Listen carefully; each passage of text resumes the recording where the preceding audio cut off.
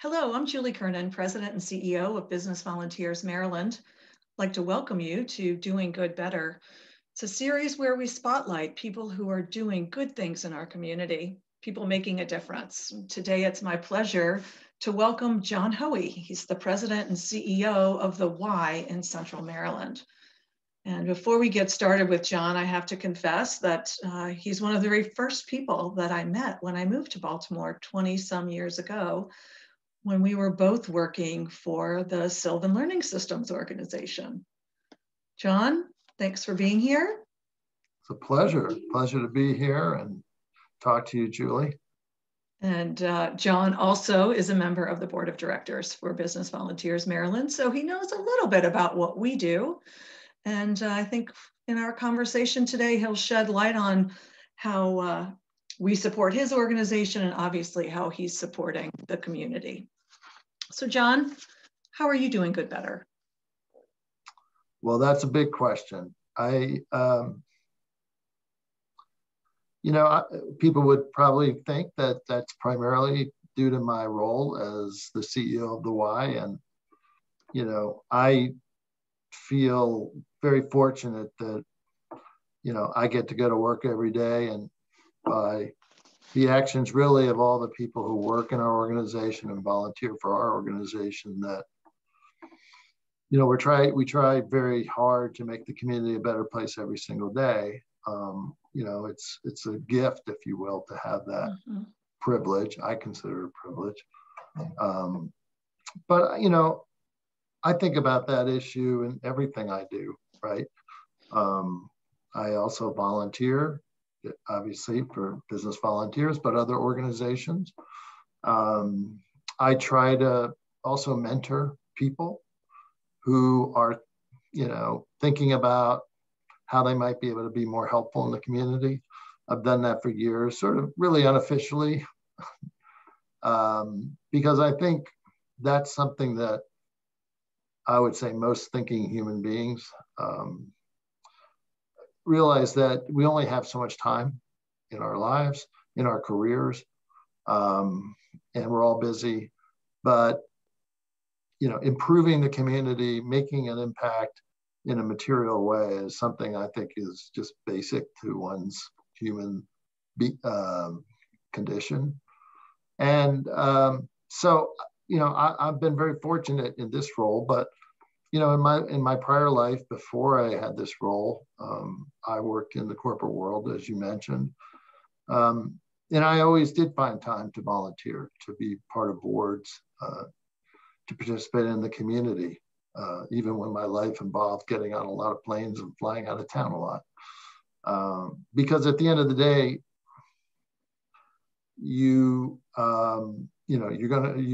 no matter what you're engaged in, I think you have a responsibility to do better, to help your community get better. It's not waiting for other people to do it is a profoundly frustrating thing. Yeah, indeed. Right? And I'm somebody who would rather, roll up my sleeves and try to help. As I mentioned, you and I worked together when we were both part of the Sylvan organization, and a little over a decade ago, you made the transition from an executive role in the for-profit world to leading arguably one of the most visible nonprofits in our region. Let's talk a little bit about that. What drove you to make that change, and maybe how your prior work experience and volunteer experience prepared you to be the effective leader that you are? Yeah, I wish I could tell you that I always wanted to make this transition, but I was fortunate that I really loved what I was doing before I was doing this. And I was not thinking about making a transition per se. I really enjoyed the people I worked with, the work I was doing. For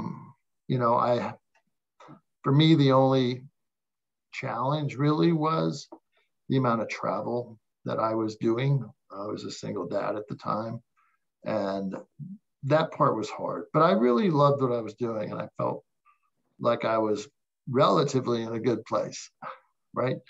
Mm-hmm. So opportunity sometimes knocks on your door, or sometimes you have to knock on that door. And in my case, it knocked on my door with somebody who called me out of the blue, asking me if I was interested in talking to them about the Y CEO job. And I literally laughed on the phone. I had no idea why they were calling me.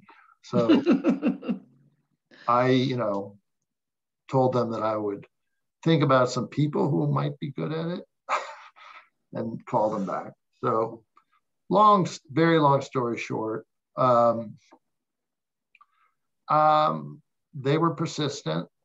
And I guess they just hit me at a certain point in my personal life, mostly, not professionally, but personal life, where I thought, wow, you know, I'm still got a lot of time left in my career.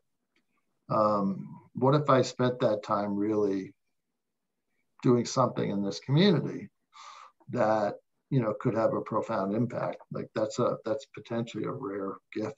Yeah, right. And I could also maybe solve candidly a personal challenge of having to travel all the time and leave town and all that entailed. Fortunately, I was working for someone well, Doug Becker, and his business partner, Chris Hohensark. And we've really become friends as much as anything else. And, I went and talked to both Doug and Chris and said, the craziest thing has happened. At the time I was running a division of Educate Inc., which was a publicly traded company. So, it wasn't like I was in a role that didn't have some importance to the overall enterprise. Right. And, I was just struck by what they because I really wasn't thinking that I was going to do this. But because, there was such an incredible amount of trust amongst all three of us that why wouldn't I talk to them about it? That's terrific. They were incredibly encouraging. They were just sort of like, we don't want you to leave, but you would be really good at that. And I was like, what? Are you sure they didn't want you to leave? What are like, really? And sort of, again, a much long series of conversations, shorter, abbreviated version. At the end of it, we all sort of agreed that if I did this, that I would probably come back in about 3 years, 3 to 4 years. So a sabbatical. It was basically that, like, go do that, go get them pointed in the right direction, because at the time the Y was not in good shape financially or strategically. And then just come back. I'm like, yeah, that's probably, so that was my plan.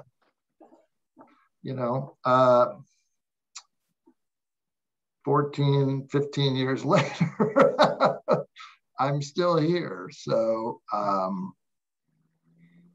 it was, it was serendipity. I found out that this role really feels more like a calling to me than it does a job. And we focus on things I really care about: young people, education, health, helping to really create a sense of community in a world that is losing that sense of community more and more every day.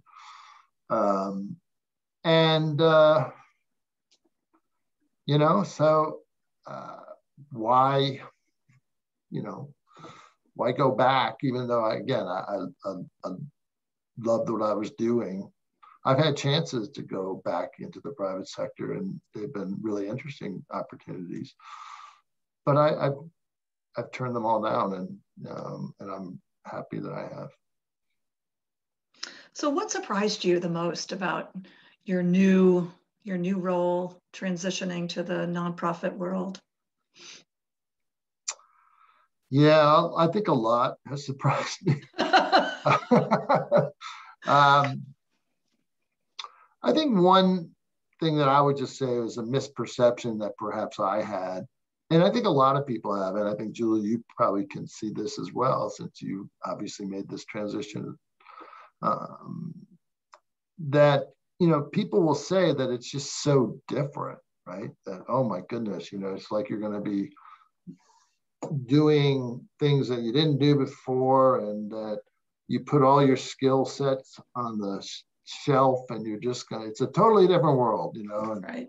like your professional training and everything you did in the private sector was not relevant, that you sort of had to relearn everything.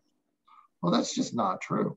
Exactly. At all, right? The opposite is true. It's the opposite. It's true is, you leverage those skills and they're completely relevant. And look, whether you are a for-profit entity or a not-for-profit entity, excellence, in my view, looks pretty much the same. The need for strategy, the need for having a viable business plan, the need for having great talent, the need for engaging your customer and understanding what is your unique value proposition. All of that is completely the same. And I think that is one crazy misperception about it that you have to think about. The second thing is, people say, well, you spend all your time raising money. Well, our organization, we have to raise money, you have to raise money, but that is not the primary thing I do every day. Right. And our business model is such that most of our revenue comes either from members, consumers, or the federal government. We do have to raise money, but it's not our primary revenue source. But raising money to me is no different than sales. Julie, you're a much better salesperson than I would ever be. But I don't know. Remember that deal we closed together?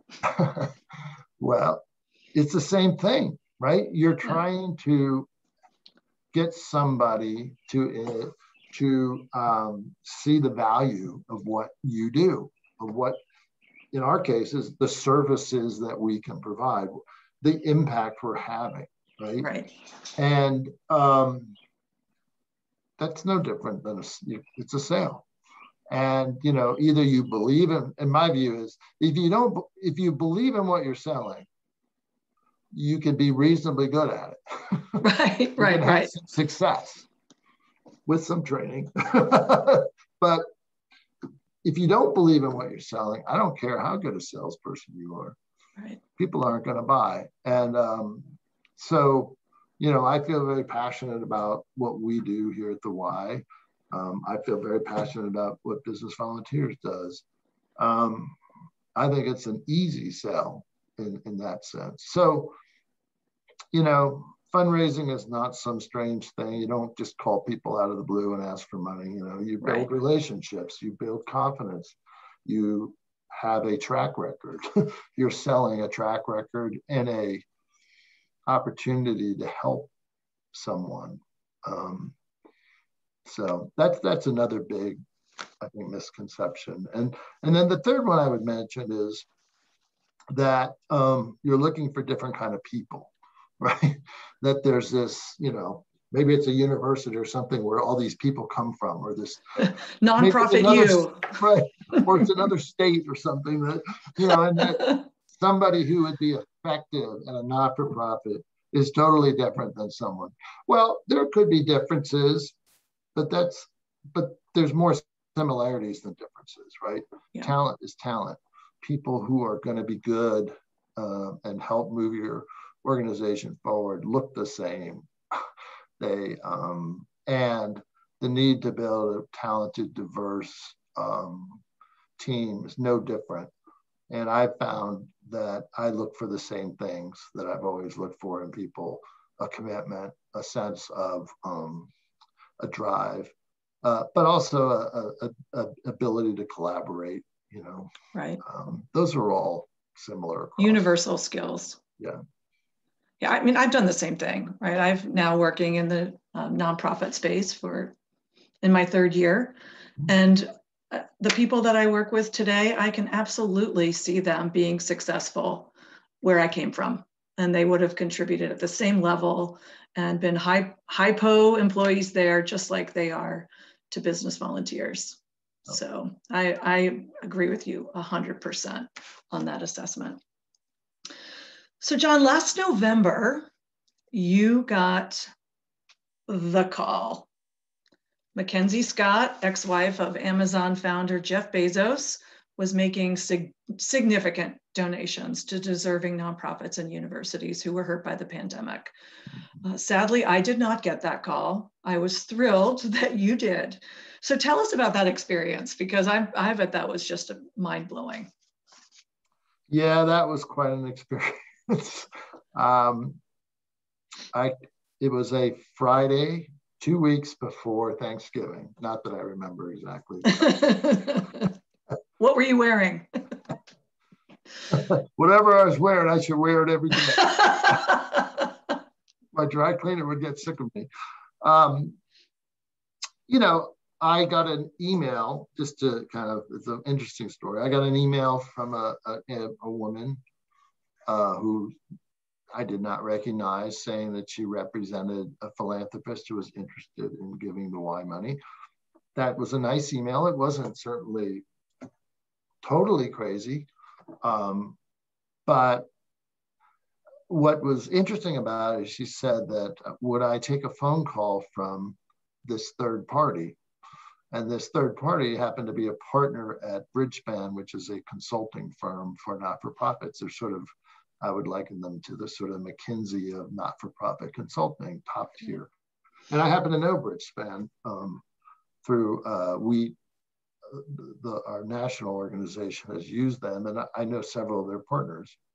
So I'm like, that's interesting. It's why would I get a call from Bridgespan? So, I thought, all right, well, I'll talk to this person on Monday or Tuesday, and I've got so many things to get done today. But there was something like, this is weird. I think I better just arrange this call. So I called her, this woman, or we set up a call. I can't remember who called who, but it was later in the day on a Friday, and everybody was gone. It was dark out. And this woman proceeded to tell me that Mackenzie Scott, whose name I blanked on, because, if she had said Mackenzie Bezos, I certainly would have picked up on it. But of course, I was Googling the name as the woman was talking. So had picked our organization and wanted to give us $18 million. And, that's just not something you hear every day. Yeah. And it seemed implausible, right? It seemed crazy. It seemed like, and I'm somebody who generally, I'll write notes to myself, but generally I remember stuff and I'll write my notes later just because that's how I am. But I actually wrote it down in my notes. 18 minutes. I need to get this right. Like that was my way of just sort of, am I really hearing this? And,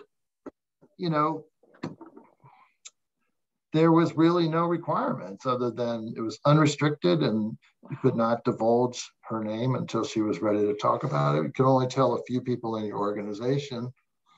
And, you had to give a very brief update once every 3 years. And that was it. And it was sort of incredible. Like crazy. And 2 weeks later, the day after Thanksgiving, we had $18 million in our bank account. Oh my gosh. So, it's just one of those things that's incredible. And you find out, that she hired Bridgespan and looked at over 6,000 not-for-profits across the country and picked 384 that she found to be doing particularly important work, at least in the areas that she was interested in, and gave over $4 billion to the 384. And we were just very fortunate to be one of them. And, it's like a lightning bolt out of the sky, except for it didn't kill you. It made you, Superman. supercharged. That's incredible. It's incredible. And just one other funny part of the story is, so we had this conversation, and I'm still thinking this is crazy, but yet this is a partner from Bridgespan who I had not met, but I Googled her as well. So yes, she is a partner. She really works there. She's legit, and feels real. And I realized that the woman who sent me an email worked for a kind of an LLC out of Seattle, Washington. So that's certainly all connected. Right. And so I hung up the phone, sat here in my office in the dark. My office was lit up, and I was like, did that just happen? And then I decided to call my CFO and my head of development, because I had to tell them this. And of course, they were one of the very, very few people that I could tell, but they both would be involved in ensuring the money. And I said to them both, I said, now, I got them on sort of a call together. I said, well, two things. What I'm about to tell you is true. And secondly, I have not been drinking. And I'm not a big drinker, so they kind of, and that was kind of the same reaction. So, it's just an incredible thing. And it's terrific. It's going to allow us to do great work for a very, very long time. That's so great. Now I have a question about that. That you can tell me is personal and none of my business, but of the people you could tell, I'm dying to imagine what it was like when you told your wife. Well, that's another interesting part of the story, because as you know, Julie, my wife works for United Way, and she's their head of major gifts fundraising. I could not tell my wife. I did not tell my wife. Part of this agreement and although obviously I trust my wife completely, we were sworn to secrecy. And so it was kind of odd, to not share something of that magnitude. It's monumental. But I had to live up to this agreement. Like I felt jinxed. Like, what if the money doesn't get sent to us? And I just, I felt like I had to hold that in. But the really crazy part of this was that 24 hours before I got an email from Ms. Scott's representative saying she is going to announce what she did tomorrow on a blog post. And so you will be free at that point to publicly communicate and to tell. And so that night, I still did not say anything to my wife, but she said to me, like, I have really great news, but I can't tell you till tomorrow. And I'm like, well, gosh, she's going to try to, like, she one up me. She had no idea how big my news is. There's no like, what are you going to tell me? Like, we're going out to dinner with some friends we haven't seen in a while. That would be great, but that certainly does not amount to what I'm about to. And it turned out the United Way got $20 million. So she did, in fact, one up you or two up you. She two up me. And, obviously I was incredibly happy for her. And she's not the CEO. She did not know about it until the day before. And so when the announcement was made, when Mackenzie Scott posted her blog, I mean, there was a lot to do, and we set up a board call. Things were kind of like exploding a bit. I didn't realize that United Way, but because on her blog post, she listed all 384, and certainly it takes you time to scroll through. Sure. Right. And my wife, and all you're looking to make sure is that yours is still on that list. Right. And my wife calls me, and I'm like about ready to do yet another one of these calls that we have to do to tell different people. And I'm like, oh my God, I don't know if I can take this call, but she calls me and tells me, and so. It was a pretty good day for the Hoeys, but more importantly, was a pretty good day for Baltimore. It's a great day for Baltimore. And while we were certainly disappointed we didn't get that call, we were thrilled to see so many really deserving organizations in our community get that recognition. So that's terrific. Thanks for sharing that with us, John. And before I let you go, I have a couple of questions for our speed round. It's Okay. just a way for people to get to know you a little bit better. What's your favorite go-to outdoor spot during COVID before your vaccinations? This is going to sound, very unexciting, but really the golf course. I think that's really exciting. Well, I know you're a golfer, so you would, and as is your husband. It's funny. I do enjoy golf. It's one of the many things I enjoy, but golf was something you could do during COVID, and the amount of rounds played last year across the country, and this may be globally, but across the country was like by far the most ever. Yeah. And so for me, I mean, the stress of this last year for all of us, for our organization, we got, half of our revenue wiped out, and we laid off 1,000 people. It's a terrible thing, but I just found playing golf, being outside was like my therapy. And I probably played more golf last year than ever. And that was just my way of kind of getting myself, kind of away. Right. And, just a little escape for a few hours. Exactly. And the folks I play golf with, most of you, we never talked about work or anything else, right? That was like the rule. Let's not talk about any of that. Let's just make fun of each other. And there's I've given plenty of opportunities for that. Yes. John, what's the last stamp in your passport? Oh, wow. That's a great question, because boy, has it been a little while. As you know, I used to travel all the time. I'm trying to think the last trip. It had been a little while. My wife and I celebrated our 10th anniversary at Turks and Caicos, but I also did a golf trip to Ireland just a couple of years before COVID. So it would have been either Ireland or Turks and Caicos. I think it's time for you to start planning your next trip. It certainly is. What's your favorite day of the week? My daughters are going to kill me for saying this, but it's Monday.